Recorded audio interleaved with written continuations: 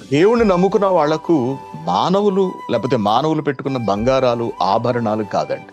ఒక విశ్వాసికి, ఒక క్రైస్తవ విశ్వాసికి, ఒక భక్తునికి ఎల్లప్పుడూ దేవుడే ఆభరణం కావాలి. ఆ దేవుని ద్వారా ఆ వ్యక్తికి విలువ రావాలి, గౌరవం రావాలి. చూసారా, ఎక్కువ బంగారం పెట్టుకున్న వాళ్ళు కానీ, లేకపోతే మంచి బట్టలు కట్టుకున్న వాళ్ళు కానీ, వాళ్ళు గొప్పవాళ్ళుగా ఫీల్ అవుతూ ఉంటారు. వాళ్ళని చూసి మిగిలిన వాళ్ళు కూడా వాళ్ళకు గౌరవం ఇస్తూ ఉంటారు. డబ్బున్న వాళ్ళంటే ఎక్కువ గౌరవం ఉంటుంది. అలాగే ఒక సంఘంలో ఎక్కువ బంగారం పెట్టుకుని ఒక ఆవిడ వచ్చింది అనుకోండి, ఆవిడని గౌరవంగా చూస్తారు, విలువగా చూస్తారు. అంటే డబ్బున్న వాళ్ళు, ధనవంతులు అనేటటువంటి ఒక ఒక ఒక భావన అన్నమాట.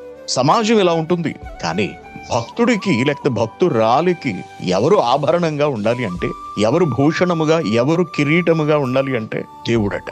నీకు గౌరవం వస్తే నీ దేవుని వలన రావాలి. నీకు గుర్తింపు కలిగితే అది దేవుని వలనదై ఉండాలి. ఇది తప్పించి నీ డబ్బు వలన, నీ అందం వలన, నీ పలుకుబడ వలన వచ్చేది అది గుర్తింపు కాదు. అవి నీకు భూషణాలు కాదు.